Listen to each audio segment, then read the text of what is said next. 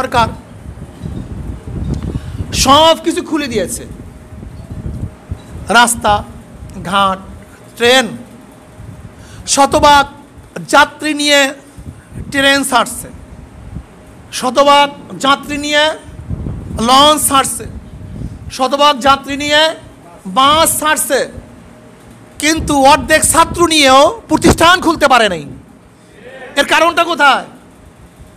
কোনো জায়গায় ভাইরাস নাই, কোনো জায়গায় করোনা নাই, বাজারে করোনা নাই, গার্মেন্টসে করোনা নাই, লঞ্চের মধ্যে করোনা নাই, ট্রেনের মধ্যে করোনা নাই, বাসের মধ্যে করোনা নাই, জুয়ার মধ্যে করোনা নাই, গাজা আর আসরে করোনা নাই, ইয়ামার মধ্যে করোনা নাই, সিনেমার হলে করোনা নাই, এমনকি পর্যটক কেন্দ্র তো খুলে দিয়েছে, সেখানে করোনা নাই।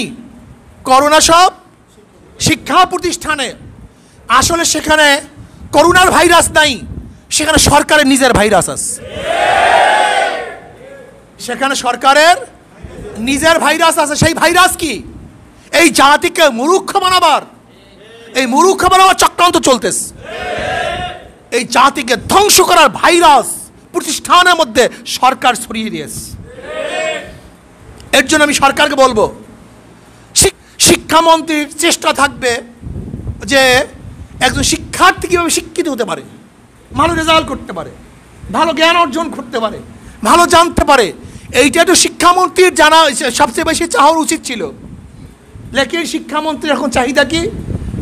ছাত্রছাত্রী কত মূর্খ থাকতে পারে, কত পরীক্ষাবিহীন পাশ করতে পারে, কত প্রতিষ্ঠানের অনুপস্থিত থাকতে পারে, এটা শিক্ষামন্ত্রীর এখন চাহিদা, চেষ্টা সাধনা।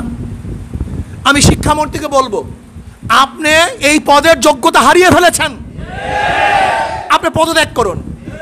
ভালো একজন সাহসী, যোগ্যতা সম্পন্ন, যার মধ্যে শিক্ষার চিন্তা আছে, ছাত্রছাত্রীদেরকে শিক্ষিত করার মেজাজ যার মধ্যে আছে, এই দেশকে ডেভেলপ করাবার চিন্তা যাদের মধ্যে আছে, আগামী ভবিষ্যৎকে ধ্বংস করার যারা চিন্তা করে না, বরং আগামী ভবিষ্যতে দেশকে উজ্জ্বল করার চিন্তা ভাবনা যাদের মধ্যে আছে, এরকম একজন শিক্ষামন্ত্রী করে জলদি শিক্ষা প্রতিষ্ঠান খোলার ব্যবস্থা করে দেন।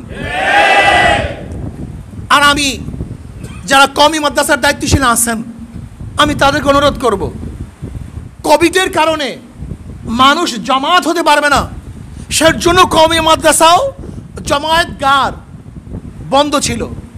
কিন্তু কওমিয়ার সাথে তো সরকারের কোনো সম্পৃক্ততা নেই।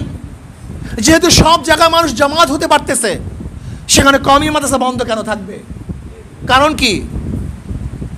কওমিয়ান দায়িত্বশীলদেরকে বলবো, হাইয়ার যারা চেয়ারম্যান আছেন তাদেরকে বলবো, বুকে পাঠা নিয়ে কথা বলুন। হাজার হাজার লক্ষ লক্ষ আজকে ছাত্র ধ্বংস হয়ে যাচ্ছে, তাদেরকে খেয়াল করুন। সাহসিকতার সাথে সমস্ত কওমি মাদ্রাসাগুলি খোলার ব্যবস্থা করে দেন। এখানে কোনো কৈফিয়ত নেই, কোনো দলিল নেই, কোনো যুক্তি নেই।